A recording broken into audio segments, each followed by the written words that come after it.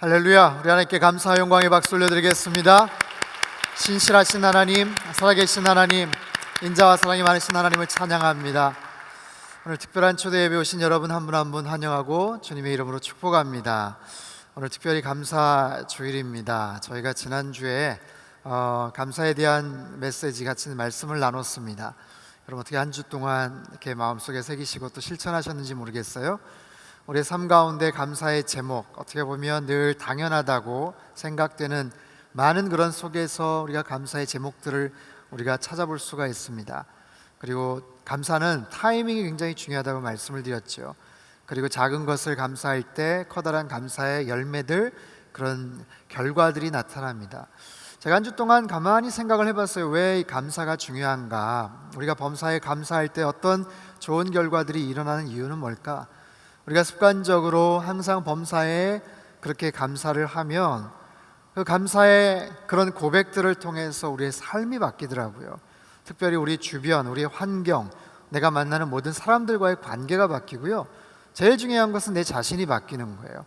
나의 태도가 바뀌고 나의 언어 습관이 바뀌고 내 생각하고 관심 갖는 모든 부분들이 변화가 되기 때문에 그런 상황 속에서 우리가 감사를 올려드릴 때 감사할 수 있는, 더 많이 감사할 수 있는 그런 제목들이 우리 앞에 펼쳐진다는 사실이죠.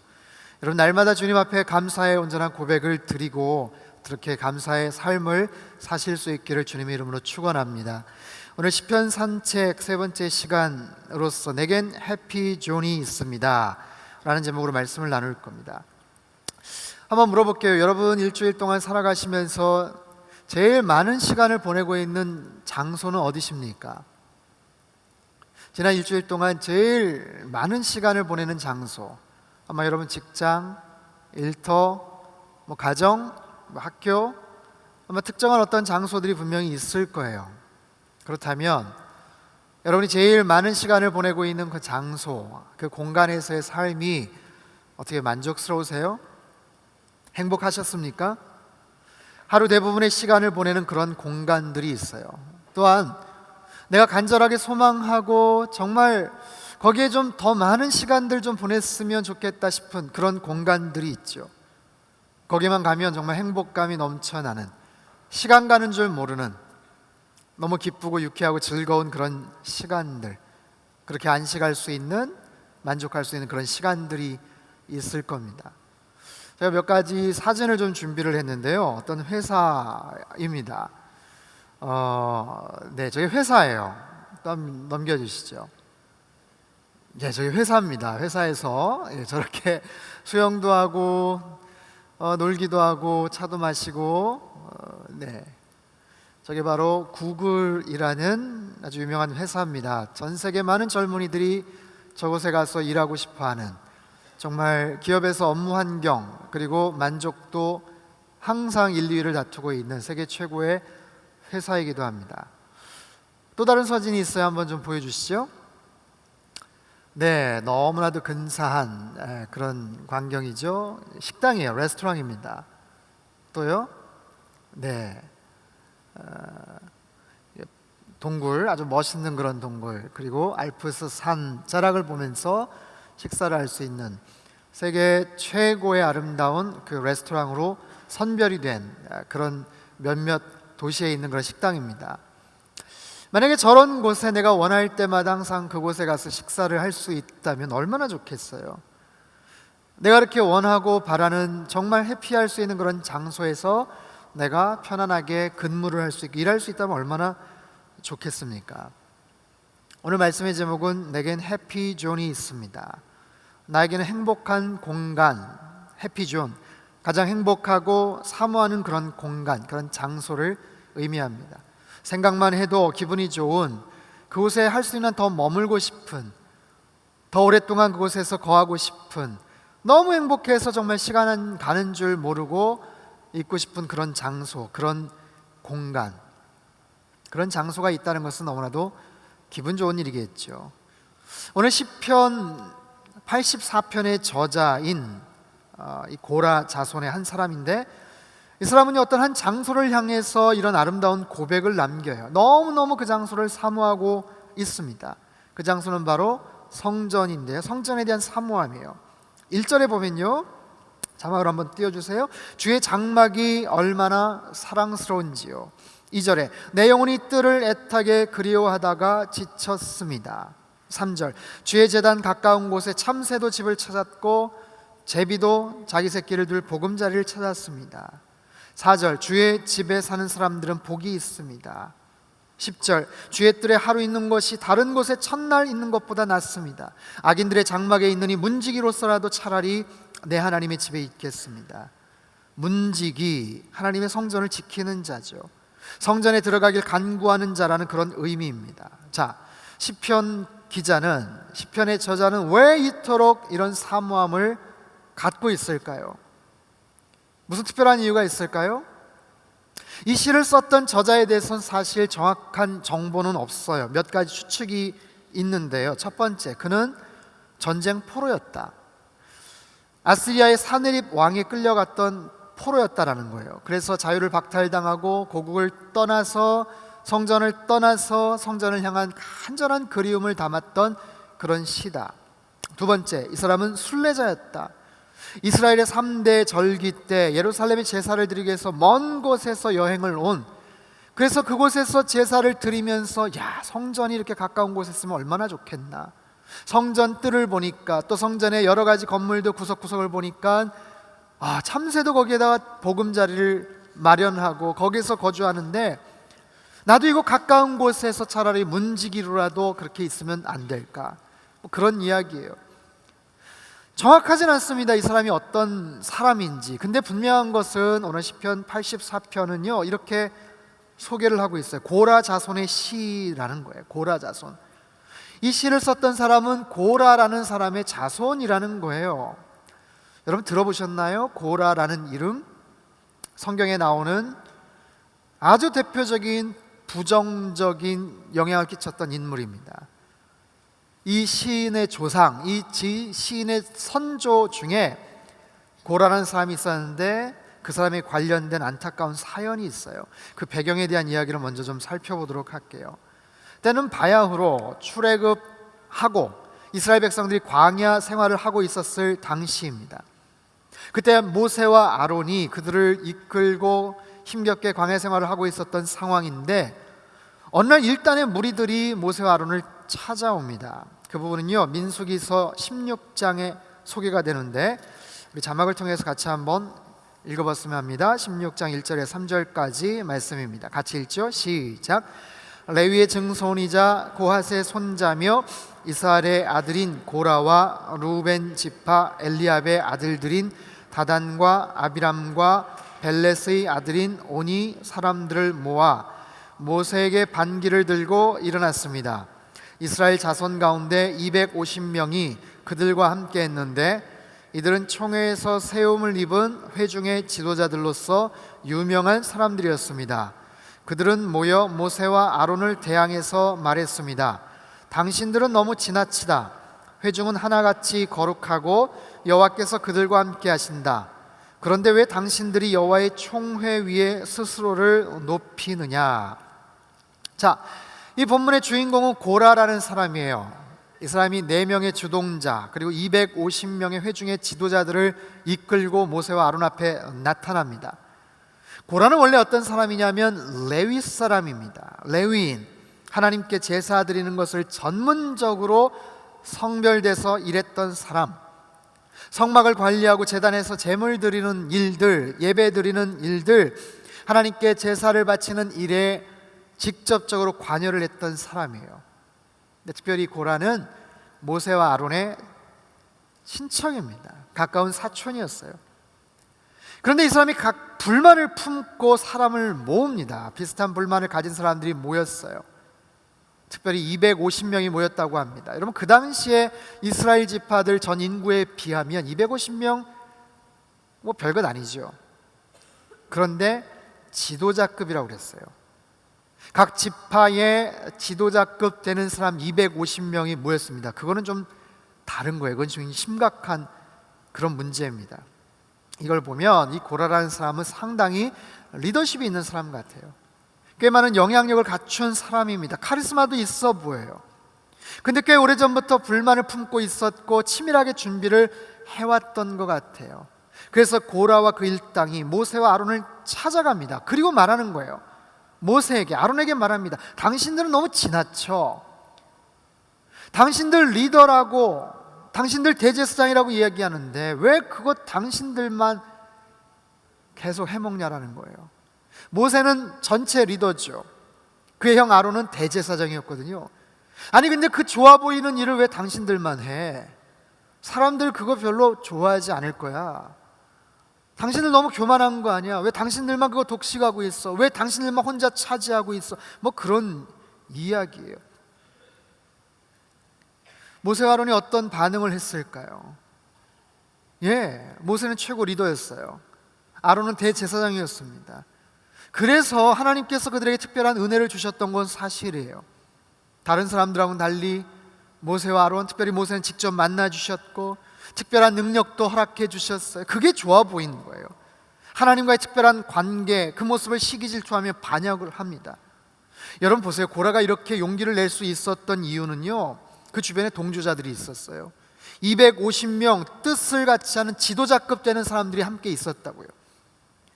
두 번째는요, 모세와 아주 가까운 친인척 관계라는, 사적으로 내가 잘 알아, 그 친구 잘 알아, 그 형 내가 잘 알아, 사적으로 안다라는 거예요. 세 번째는 잘못된 판단 때문입니다. 이거 결정적인 이유인데, 하나님에 대해서 오해를 하고 있고요, 모세에 대해서 잘못 착각을 하고 평가를 한 거예요. 모세가 교만하다라는 거죠. 당신 그러면 하나님께서 싫어하실 거야 라고 하나님의 뜻을 오해하고 있어요. 무엇보다도 고라의 마음속에는요, 상처가 있습니다. 열등감이 있어요. 그리고요, 인정받고 싶은 그런 욕구가 있었던 거예요. 말씀드렸죠. 그는 레위인이었다고, 예배를 돕는 사람이었어요. 그럼에도 불만이 가득가득 차 있었습니다. 정작 예배를 돕고 제사를 돕는 일에 가장 우선시되었던 사람이지만 쌓인 불만, 왜 나는 대제사장이 되지 못하느냐, 나도 똑같은 레위인인데 왜 아론만 대제사장이 되느냐, 왜 모세만 리더가 되느냐, 나도 하고 싶다라는 거예요. 나도. 그래서 어떻게 해요? 사람들을 모아서 규합해서 뜻을 모아서 그만 반역을 일으키는 거예요. 독서를 퍼붓는 거예요. 하나님께서 어떻게 반응을 하셨을까요? 하나님이 굉장히 싫어하셨습니다. 그리고 고라와 그 일당에게 아주 단호한 처분을 내리세요. 31절 35절까지, 민수기서 16장 31절에 35절까지 말씀 우리 같이 한번 읽겠습니다. 시작. 모세가 이 모든 말을 마치자마자 아래에 있는 땅이 갈라지며 땅이 입을 열어 그들의 모든 소유물을 삼켜버렸습니다. 이렇게 해서 그들이 소유했던 그 모든 것과 함께 산채로 음부로 내려갔습니다.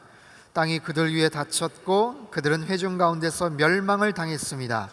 그들의 부르짖음을 듣고 그들 주변에 있던 온 이스라엘 자손들이 도망치며 땅이 우리마저 삼킬지 모른다라고 소리쳤습니다. 한편 여호와로부터 불이 나와 향로를 들인 250명을 불태워 버렸습니다. 땅이 갈라져서 고라와 그 가족들 자손들이 죽었다라고 얘기합니다. 하나님 앞에서 불이 나와서 함께 동조했던 250명이 태워서 죽었다라고 합니다. 너무나도 두려운 순간이죠. 그리고 안타까운 장면이에요. 저는 오늘 본문 말씀을 묵상했습니다. 고라의 모습, 왜 고라는 반역을 했을까? 왜 그 마음속에 그런 상처, 열등감이 있었을까? 좋은 리더십도 있었고 정말 열정도 있었는데 왜 그것이 잘못된 방법으로 표현이 되었을까라는 거예요. 말씀드렸듯이 레위인이에요. 정해진 범위와 기간 동안 하나님께 가까이 갈 수 있고 성막에서 열심히 적극적으로 봉사할 수 있었던 거예요. 그런데 그거에 성이 차지를 않는 거예요. 그 일이 처음에는 감사했을지 몰라도 나중에 시간이 지나니까 당연한 것처럼 보이고 더 앞에서 폼나 보이는 사람이 눈에 들어오는 거예요. 그러면서 자기가 갖고 있는 그 자리, 섬기고 있던 그 역할들이 시시해 보이기 시작했던 거예요. 여러분, 고라의 마음속에 정말 하나님을 더 잘 섬기고 싶다 이런 마음이 있었을까요? 그렇지 않아요. 사람들에게 뽐내고 싶고 더 인정받고 싶은 그런 욕구가 있었던 거예요. 사람들 앞에서 더 칭찬받고 싶고 주목받고 싶었던 거예요. 거기에 욕심이 있었어요. 정작 하나님의 일을 더하고 싶다고 말은 그렇게 하지만 하나님을 정말로 섬기는 일에는 별로 관심이 없었던 것 같아요. 영광 돌리겠습니다라고 말하지만 무엇이 하나님께 올려드린 영광인지 모르고 있었어요. 만약에 정말로 그가 하나님을 사랑했다면 무엇을 하든지 어디에 있든지 상관하지 않았을걸요.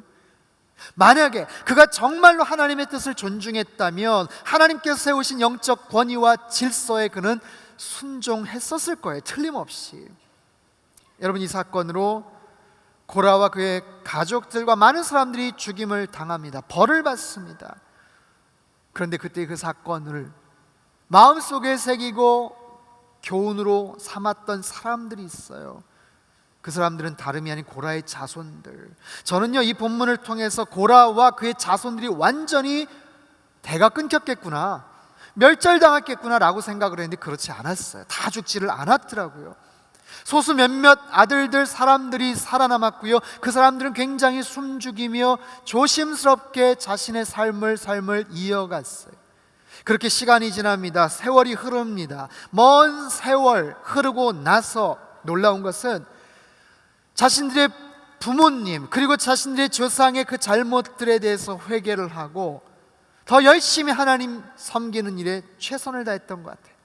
진심을 담아서 겸손한 마음으로 맡겨진 일에 최선을 다하고 그래서 하나님께서 그 남은 자들을 불려주셨어요. 더 숫자가 많아졌어요. 놀라운 것은요, 다윗의 시대 때 레위지파 가운데서 가장 유명한 자손이 되게 되더라고요. 수없이 많은 자손들이 있었고 다른 지파들이 있었는데 이 고라의 자손이 엄청난 활약을 하게 됩니다. 성소에서 다윗 시대 때 음악가로 활동했던 아주 유명한 지휘자가 있었는데 3명의 지휘자 중에 한 사람이 헤만이라는 사람이에요. 이 사람이 바로 고라 자손이에요. 그리고 다윗 시대 때 24명의 위대한 지도자들이 있었는데 그 중에 14명이 바로 이 고라의 자손이 되기도 합니다. 그 사람들은 성전에서 찬양을 하고 시를 썼어요. 그리고 그들의 아름다운 시가 사람들에게 알려지기 시작을 합니다. 성경에 실렸어요. 여러분, 성경 안에 시편 1편부터 150편, 우리 시편 산책을 하지 않습니까? 1편부터 150편 그 많은 시 중에 그 유명한 솔로몬 왕의 시가 몇 편 정도 있는지 아세요? 솔로몬의 그 아름답고 그 기가 막힌 지혜가 담겨있는 시가 많을 것 같은데 달랑 2개밖에 없어요. 딱 2편이에요. 모세의 시도 딱 1편입니다. 그런데 이 고라 자손의 시는요 12편이 소개가 돼요. 하나님을 향한, 그리고 성전을 향한 갈망과 하나님께 세우신 왕에 대한 겸손한 태도와 주의 성전을 사모하는 정말 주옥 같은 시들이, 우리가 잘 알고 있는 알려진 대표적인 그런 시들이 있어요. 자막을 띄워주세요. 시편 42편 1절 말씀. 사슴이 시냇물을 찾기에 갈급함같이 내 영혼이 주를 찾기에 갈급하나이다. 45편 1절 말씀. 내 마음에서 좋은 말이 넘쳐 왕에 대하여 지은 것을 말하리니 내 혀는 필객의 붓과 같도다. 왕은 인생보다 아름다워 은혜를 입술에 머금으니 그러므로 하나님이 왕에게 영영이 복을 주시도다. 46편 1절. 하나님은 우리의 피난처시오 힘이시니 환난 중에 만날 큰 도움이시라. 46편 10절. 너희는 가만히 있어 내가 하나님 됨을 알지어다. 48편 1절에서 2절. 여호와는 광대하시니 우리 하나님의 성 거룩한 산에서 극진히 찬송하리로다. 터가 높고 아름다워 온 세계가 즐거워하며 큰 왕의 성 곧 북방에 있는 시온산이 그러하도다. 여러분, 우리가 찬양으로 많이 불려졌던 그런 고백들이 바로 여기에서 등장을 하죠. 시편 85편 10절에서 11절 말씀. 긍휼과 진리가 같이 만나고 의와 화평이 서로 입맞추었으며 진리는 땅에서 솟아나고 의는 하늘에서 하감하였도다. 우와, 얼마나 아름다운 시입니까? 얼마나 하나님에 대한 진심과 사랑이 묻어져 납니까? 그 중에서도 오늘 우리가 읽었던 시편 84편, 오늘 본문의 말씀은요 정말 백미예요. 얼마나 감동적인 그런 고백이 있는지 몰라요. 그토록 주의 성전을 주님 앞에 쓰임받기를 사모하는 시편 기자의 고백이 담겨져 있어요. 시편 84편 우리 2절에서 4절까지 한번 읽어보죠. 2절에서 4절까지 말씀 같이 읽겠습니다. 시작. 내 영혼이 여호와의 뜰을 애타게 그리워하다가 지쳤습니다. 내 마음과 육체가 살아계신 하나님께 부르짖습니다. 오 만군의 여호와여, 내 왕 내 하나님이여, 주의 제단 가까운 곳에 참새도 집을 찾았고 제비도 자기 새끼를 둘 보금자리를 찾았습니다. 주의 집에 사는 사람들은 복이 있습니다. 그들이 항상 주를 찬양할 것입니다. 10절에서 12절까지 말씀도 같이 읽겠습니다. 10절에서 12절 시작. 주의 뜰에 하루 있는 것이 다른 곳에 첫날 있는 것보다 낫습니다. 악인들의 장막에 있느니 문지기로서라도 차라리 내 하나님의 집에 있겠습니다. 여호와 하나님은 해요 방패시니 여호와께서 은혜와 영광을 내려주실 것입니다. 정직하게 행동하는 사람들에게 좋은 것을 아끼지 않으실 것입니다. 오 만군의 여호와여, 주를 의지하는 사람은 복이 있습니다. 아멘. 여러분, 얼마나 아름다운 고백이에요. 이 고라 자손의 이 아름다운 고백, 특별히 주의 성전을 사모하는 이 진실한 아름다운 그런 고백, 하나님을 예배하는 일, 주의 성전을 사모하고 주님께서 기름 부으신 리더들을, 왕을 사모하고 돌봐달라며 그렇게 기도하고 있어요. 고라 자손은 맡겨진 성전에서의 임무를 최선을 다해서 겸손하게 섬겼다는 거예요. 그의 조상인 고라가 반역을 하고 그렇게 해서 그 가족들이 끔찍하게 몰살을 당했던 그 뼈저린 일들을 기억하며 후회하며 하나님 앞에서 그저 맡겨진 일들 최선을 다해서 섬기며 사랑했다는 거예요. 그 성전뜰을 떠나지 않으려고 그렇게 애를 쓰고 끝까지 성전 앞에서 가까운 곳에서 그렇게 지켰다는 거예요. 전승에 의하면 먼 훗날 고라 자손은요, 유다가 멸망해요. 바벨론의 멸망을 당합니다. 바벨론의 포로가 된 후에 많은 사람들이 끌려갑니다. 성전이 완전히 회파가 됩니다. 그런데도 몇몇 사람들이 끝까지 남아서 그 회파된 예루살렘 그 성전문을 지켰다는 그런 고백이 나와요. 사랑하는 성도 여러분, 오늘 본문의 저자인 이 고라 자손, 이 시인들에게는 조국에 대한, 그 성전에 대한 정말 간절한 열망과 사모함이 있어요. 아마 그들에게 물어본다면 당신들에게 가장 행복한 공간, 장소는 성전이라고 말할 거예요. 오늘 본문, 오늘 제목의 식으로 말하자면 우리에게 있어서 가장 행복한 해피존은 성전이에요. 주의 뜰입니다. 아마 당연하게 그렇게 이야기를 할걸요. 이 시간 묻겠습니다. 우리에게 해피존은 어디일까요? 여러분에게 해피존, 행복한 공간은 어디입니까? 여러분이 지금까지 살아온 인생에서 가장 기억에 남는 해피존은 어디예요? 여러분, 이 예배가 끝나면 여러분이 가시는 그곳은 해피존인가요? 아니면 그렇지 않은가요? 여러분, 해피존이란 반드시 유명한 관광지, 아니면 멋지고 화려한 공간, 어떤 재미와 자극과 쾌락을 주는 장소가 아니에요.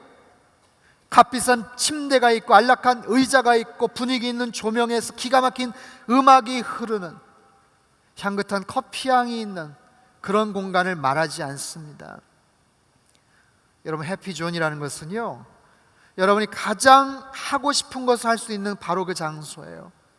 여러분이 가장 원하는 것, 가장 하고 싶은 것을 할 수 있는 그런 장소예요. 만약에 여러분이 저에게 목사님의 해피존은 어디입니까? 당신의 해피존은 어디입니까? 라고 만약에 물으신다면 저는 이 강단이라고 말씀드리고 싶어요. 모든 목회자들, 모든 설교자들에게 있어서 설교를 하고 말씀을 전한다는 것은 대단히 큰 영광이고 특권이죠. 물론 준비를 위해서 힘든 시간들을 보냅니다. 매주 할 수 있는 좋은 말씀을 준비하는 것이 때론 굉장히 부담이 되고 쉽지만은 않아요. 하지만 그런 말씀을 준비하고 그런 말씀을 듣는 청중이 있고 회중이 있고, 그리고 그 말씀을 통해서 주님의 마음을 함께 나누고 그렇게 해서 변화되는 분들이 있다는 것, 모든 설교자들이, 목회자들이 갖는 기쁨이고 보람이고 영광이겠죠. 이렇게 아름답고 훌륭한 양재 성전에서 이렇게 탁월한 연주자와 또 찬양팀이 있는 예배 스태프들의 도움 속에서 말씀을 전하는 것, 얼마나 큰 영광이고 기쁨인지 모르겠어요. 말씀을 전한다라는 것, 모든 목회자들에게 당연한 그런 기쁨이고 행복일 겁니다. 제가 이 말씀을 준비하면서 10여 년 전에 제가 미국 애틀랜타에서 있었는데 공부도 하면서 부목사로 섬길 때예요. 한 번은 토요일 날 새벽 설교를 해야 될 때가 있었어요. 원래 그 전날 행사가 있어서 이제 작은 한인교회였거든요. 그래서 토요일 날 새벽 예배가 취소될 뻔하다가 취소가 되지 않고 그냥 하기로 했어요. 근데 작은 한인교회에서 제가 부목사로 섬겼기 때문에 평상시에 설교할 기회가 없는 거예요. 나도 좀 설교 한번 했으면 좋겠다, 설교할 기회를 좀 주셨으면 좋겠다. 근데 기회가 잘 나지를 않아요. 근데 그날 아무튼 새벽 설교를 담임 목사님이 저한테 부탁을 하셨어요. 그래서 열심히 준비를 했습니다. 그 다음날 아침 5시 30분 설교를 하기 위해서 강단에 딱 올라갔어요. 근데 아무도 없었어요. 아무도 없었어요. 그래도 작은 교회지만 그래도 한 10여 명 정도는 늘 있었거든요. 근데 그 전날 늦게까지 행사가 있었고 뭐 취소되네 안 되네 이러다가 그냥 하고 그래서 그런지 아무도 없었어요. 마음이 너무 어려운 거예요. 한 10분 정도 기다렸습니다. 아무도 안 와요. 그래서 마음에 낙심도 되고 그냥 졸립기도 하고 문 닫고 그냥 가야 되겠다 하고서 딱 나가려고 하는데 그때 한 분이 딱 들어오셨어요. 한 분이. 근데 이분이 늦어가지고 정신없이 막 들어오시고 앉아가지고 딱 앉으시더니 그제서야 이렇게 주변을 보니까 저하고 그 집사님 한 분밖에 안 계시는 거예요. 그러니 대뜸 저한테 목사님 죄송해요 라고 얘기를 해요. 뭐가 죄송하다는지 모르겠어요. 저는 늦게 와서 죄송하다는 건지 그냥 문 닫고 가려고 하는데 이렇게 죄송하다고 한 건지. 그래서 제가 그랬어요. 집사님 뭐가 죄송해요, 힘들게 오셨는데 집사님 앉으세요, 같이 예배 드립시다. 말은 사실 그렇게 했지만 제 마음속에는 오늘 사람 아무도 없었으니까 요 말씀 잘 아껴놨다가 나중에 또 해야 되겠다 생각은 하고 있었어요. 근데 한 분이 오시니까 어떻게 해요? 안 할 수도 없고 오늘은 예배 없습니다, 쉽니다, 돌아가세요 얘기할 수도 없고. 그래서 그분 앞에 앉혀놓고 같이 기도하고 같이 찬양하고 말씀을 전했어요. 한 분을 두고 최선을 다해서 마치 100명 1000명이 있는 것처럼 최선을 다해서 제가 하니까 그분이 더 막 미안해하는 거예요. 더. 근데 제가 지나고 나서 그 순간이 너무 감사하고 행복하더라고요. 한 분을 위해서 제가 정성을 다해서 설교를 한다는 것, 그분을 위해서 제가 할 수 있는 최선을 다해서 메시지를 전하고 선포하고 말씀을 나눌 수 있다는 것, 지금도 저에게는 너무나도 소중한 그런 경험이었어요. 사랑하는 성도 여러분, 사람은 그렇습니다. 자기가 하고 싶은 것을 할 수 있는 공간에, 장소에 있는 것, 해피존이 다른 게 아니에요. 여러분 생각해 보십시오. 스키를 싫어하는 사람에게 스키장은 아주 힘든 장소예요. 가기 싫은 장소예요. 춥고 불편하고 사람들 왁자왁자 복잡하고. 그러나 스키를 좋아하고 스키를 잘 타는 사람에게는 스키장이란 너무너무 행복한 장소죠. 산을 좋아하는 사람, 등산을 좋아하는 사람에게는 이 멋진 늦가을 산은 얼마나 훌륭한 해피존입니까? 그러나 지독히도 등산을 싫어하는 사람에게는 힘들고 고역스러운 장소가 되겠죠. 여러분, 우리는 누구나 다 좋아하고 잘하는 것이 있어요. 그런 자신의 재능과 실력과 은사와 관심을 표현할 수 있는 그런 공간, 그런 장소에 있다는 것은 참으로 행복한 일이겠죠. 말씀드린 것처럼 목회자들에게는 말씀을 준비하는 서재와 말씀을 선포할 수 있는 강단이 해피존이고, 운동선수에게는 땀 흘려 연습할 수 있는 운동장과, 그리고 정작 시합에 나가서 자기의 어떤 기량을 뽐낼 수 있는 그런 경기장이 해피존일 거예요. 연구소 직원들에게는 함께 일하는 자신의 사무공간, 연구실 해피존이겠죠. 그게 해피존이에요. 자기가 하고 싶은 공간. 두 번째, 해피존이란 내가 있어야 할 장소, 바로 사명의 장소가 해피존입니다. 정말 해야 할 일을 하는 그런 장소예요. 단순히 내가 그냥 하고 싶은 장소, 내가 있고 싶은, 머물고 싶은 공간이 아니에요. 내가 있어야만 하는 그런 공간을 의미합니다. 근데 이 두 공간이 때로 일치하지 않아요. 내가 정말 있고 싶은 장소, 그리고 있어야만 되는 장소가 다르다라는 거예요. 지난주 수능이 끝났죠. 온 나라가 그냥 한바탕 굉장한 아무튼 관심과 또 기도를 하면서 사람들이 많이 준비를 하고 관심을 집중했어요. 근데 꼭 보면 수능 당일날 아무튼 뭐 늦잠을 잤는지, 뭐 준비물을 챙기지 못했는지 허둥지둥 가까스로 고사장에 들어가는 그런 수험생들이 있죠. 여러분 1년간 아니 그 이상 열심히 고생하며 기다렸어요. 그런데 당일날 만약에 늦었다, 겨우 가까스로 들어갔다, 모든 수험생들 마찬가지겠지만 여러분 그 수험생들에게 있어서 그 시간 가장 행복한, 아니요, 필요한 해피존은 어디일까요? 아이러니컬하게도 바로 그 고사장이에요. 여러분 시험을 봐야 하는 학생이 그 순간 아무리 최고급 호텔 사우나에서 쉬고 있다고 해서 마음이 평안하겠습니까? 행복할까요? 그렇지 않죠. 자신이 해야만 하는 그런 장소와 영역들이 있는 거예요. 자신이 해야 할 일, 더 나아가서 자신이 반드시 해야만 하는 그런 하나님께서 맡겨주신 그런 장소, 때로는 그것이 남들이 원치 않는, 본인도 싫어할 수 있는 그런 장소일 수 있어요. 제가 이 말씀을 준비하다 여기쯤에서 이런 궁금증이 떠오르더라고요. 우리 예수님에게는 해피존이 어디였을까? 예수님이 가장 행복하게 생각하셨던 공간은 어디셨을까? 저는 십자가였다고 생각을 합니다. 십자가. 과연 그랬을까요? 그 흉악한 사형 도구고 그곳에서 끔찍하게 정말 피를 흘리면서 못 박혀서 처절하게 죽어가셨던 그 십자가, 그 장소가 과연 해피존이었을까요? 고통의 자리고 절망의 자리였지만, 예, 맞습니다. 그것은요 정말 틀림없이 예수님에게 있어서는 해피존이었을 거예요. 왜요? 예수님이 아니시면 할 수 없는 그런 일들, 온 인류의 생명을 구하고 죄와 사망을 이길 수 있는, 그리고 하나님의 뜻을 이루며 영광을 올려드렸던 바로 그 장소이기 때문이에요. 윤동주 시인의 십자가라는 시가 있습니다. 제가 한번 읽어볼게요. 자막을 한번 띄워주시죠. 쫓아오던 햇빛인데 지금 교회당 꼭대기 십자가에 걸리었습니다. 첨탑이 저렇게도 높은데 어떻게 올라갈 수 있을까요?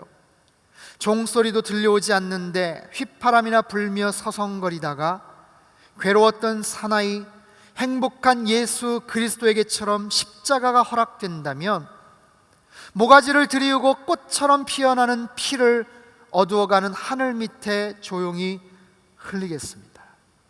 윤동주 시인의 십자가라는 시입니다. 여기서 가장 눈에 띄는 구절이 있어요. 괴로운 사나이 행복한 예수 그리스도. 괴로운 사나이 그러나 행복한 예수 그리스도. 십자가의 의미를 정확하게 이해하고 있습니다. 십자가가 틀림없이 말할 수 없는 고난이고 아픔이고 수욕이고, 주님 아버지 이 잔을 멀리하여 주옵소서, 틀림없이 고통의 그런 자리였지만 저는 그런 생각을 해요. 그런 상상을 해요. 마지막까지 처절하게 고난을 당하시고 고통을 느끼셨던 그 주님이 마지막 순간 숨이 넘어가기 바로 직전에 어쩌면 옅은 미소를 띠시면서 숨을 거두시지 않았을까? 너무나도 고통스러운 자리였지만, 피하고 싶었던 십자가였지만, 마지막까지 끝까지 참고 인내하시다가 마지막 순간 숨을 거두시면서 괴로웠던 그러나 행복한 사나이 예수 그리스도. 시인의 말처럼 주님께서는 당신의 사명이시기에, 하나님 아버지의 가장 큰 뜻이기에, 온 인류를 구원할 수 있는 그런 놀라운 승리이기에 주님께서는 행복한 모습으로 숨을 거두시지 않았을까요? 사랑하는 성도 여러분, 여러분에게 있어서 해피존은 어떤 공간입니까? 여러분 어떤 해피존을 갖고 계세요? 바라기는 오늘 본문 시편의 저자인 고라 자손들처럼 주님을 전적으로 사랑하는 섬기는 백성들 되실 수 있기를 바랍니다. 비록 그들의 조상은 반역하고 부끄러운 그런 과거, 대적하다 심판을 받았던 그런 창피한 과거를 갖고 있지만, 그것을 교훈 삼아서 진심으로 주님을 사랑하고 하나님을 향한 열심을 갖고 있었던 그들. 여러분 각자 갖고 있는 열정이 있고 관심이 있고 에너지가 있는데, 그 모든 것을 여러분의 유익과 여러분의 만족을 위해서 사용하는 것이 아니라 하나님께서 기뻐하시는 일에 사용이 되고, 그런 공간에서 그런 장소에서 하나님 앞에 더 가까이 나아갈 수 있다면 여러분 진짜 행복한 그런 공간이 되지 않을까요? 여러분 저녁 7시 예배, 이 예배를 섬기시는 수고하는 분들이 참 많으세요. 예배 일찍 전부터 늦게까지 찬양으로, 연주로, 음향과 자막으로, 안내로, 또 새신자 만나는 것을 섬기는 분들, 저는 그 모든 분들에게, 이 예배를 섬기는 모든 스태프들에게 가장 행복한 해피 존이 이 예배가 될 수 있기를 바라요. 우리 양재 새벽 예배 때마다요, 너무 귀한 모습으로 먼저 찬양으로 영광 돌리는 챔버팀 자매들이 있어요. 그분들에게 틀림없이 그 시간은 해피 존이라고 저는 생각을 해요. 힘들고 고달프지만 주차 봉사로 섬기시는 그런 분들이 계세요. 그 공간이 그들에게는 해피 존이 될 거예요. 한 달에 한 번이지만 모든 분들을 위해 성찬 예식을 힘겹게 준비하시는 분들, 그들의 섬김의 자리도 틀림없이 해피 존일 겁니다. 여러분들 어떤 모습으로 주님 앞에 섬기고 계십니까? 때로는 다른 부서에서 교사로, 성가대로, 때로는 헌금위원으로, 봉사위원으로 다양하고 귀한 봉사활동을 하시는 여러분들이 섬기는 그 자리가 여러분들이 하나님 앞에 올려드리는 가장 귀한 해피존이 되실 수 있기를 바랍니다. 여러분, 내가 가진 것을 하나님을 찬양하는 것, 하나님을 섬길 수 있는 것, 그렇게 해피존을 만들고 행복한 공간을 만들고 그 공간을 점점 더 늘려갈 수 있다면 얼마나 좋을까요? 여러분, 내가 생각하는 해피존이 있고 그곳에서 머무는 시간이 기쁨이 된다면 그 행복한 공간 해피존은요, 행복한 시간으로 변화가 돼요.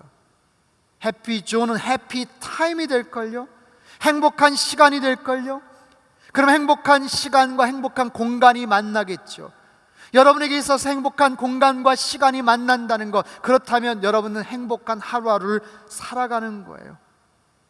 여러분 삶 속에서 여러분 더 많은, 더 넓은 해피존을 만드실 수 있기를 바랍니다. 여러분의 일터가 더 하나님 앞에서, 아니 여러분 스스로에게도 기쁨이 되는 행복한 공간이 될 수 있기를 바라요. 여러분 특별히 가정이 해피존이 될 수 있기를 주님의 이름으로 축원합니다.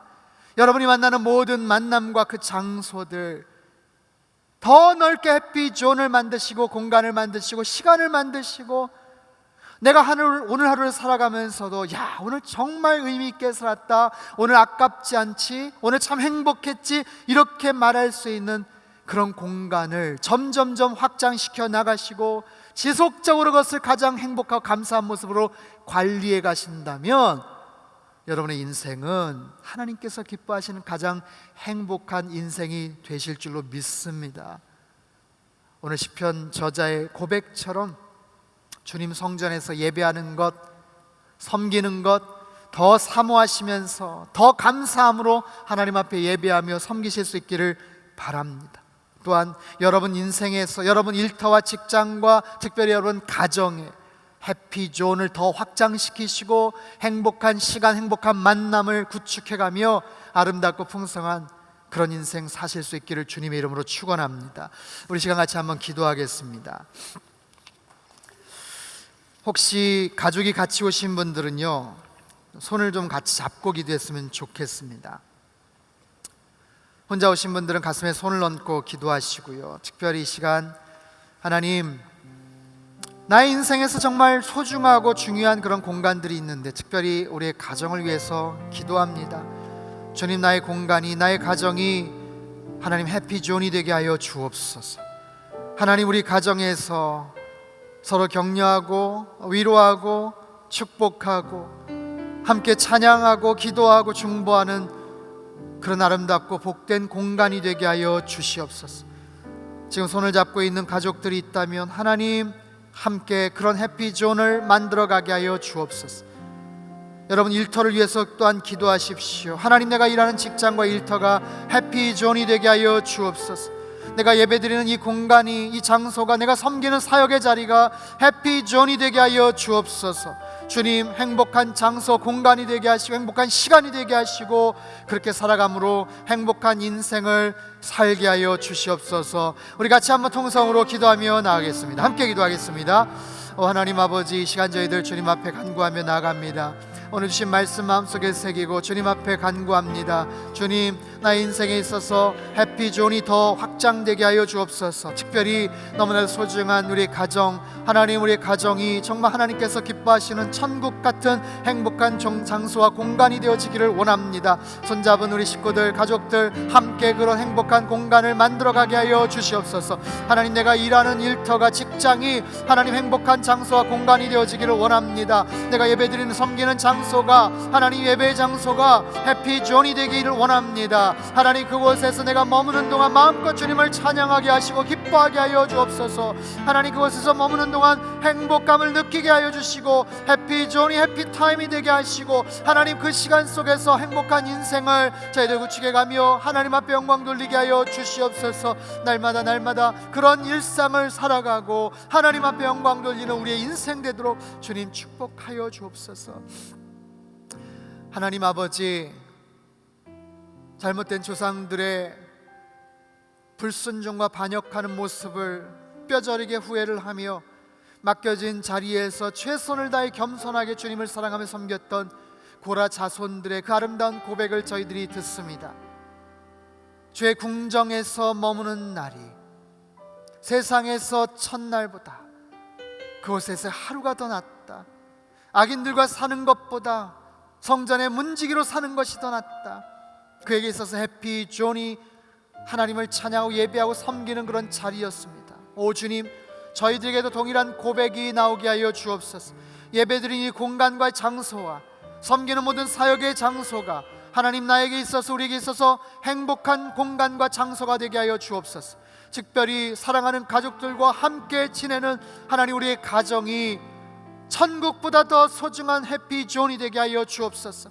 우리가 일하는 일터와 직장이 해피존이 되게 하여 주옵소서. 하나님, 우리의 행복한 공간이 더욱더 확장되게 하시고 그 속에서 더 행복한 시간들을 보내게 하시고 행복한 인생을 살아가는 하나님의 거룩하고 귀한 백성들 되도록 주님 역사하시고 축복하여 주시옵소서. 존귀하신 예수님의 이름으로 감사하며 기도하옵나이다. 아멘. 할렐루야. 우리 하나님께 감사와 영광의 박수 올려드리겠습니다.